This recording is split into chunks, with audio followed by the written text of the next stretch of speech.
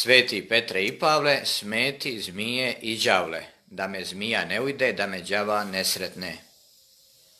Evo križa Gospodnjega, bježite stranke protivnikove, pobjedio je lav iz plemena Judina, korijen Davidov.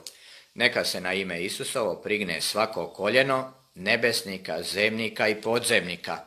I svaki će jezik priznati, Isus Krist jest Gospodin, na slavu Boga Oca. Bože neba, Bože zemlje, Bože anđela, Bože arkanđela, Bože proroka, Bože apostola, Bože mučenika, Bože ispovjedalaca, Bože koji imaš vlast darovati život poslije smrti i pokoj poslije truda, koji si pravi kralj, čijemu kraljevstvu nema kraja, Bože, koji svime upravljaš, sve uzdržavaš, koji si sve stvorio, pruži svoju moćnu ruku, na sluge svoje zaštiti i izbavi po svom milosrđu od svih zala.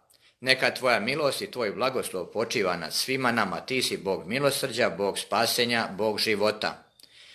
Gospodin mi je svjetlost i spasenje, koga da se bojim, Gospodin je štit života moga, pred kime da strepim.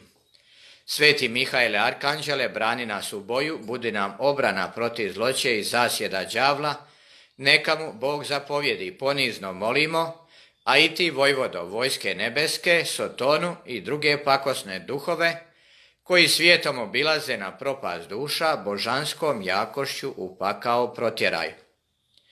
O Marijo, majko milosti, majko milosrđa, ti od đavla nas obrani, na času smrti ti nas primi.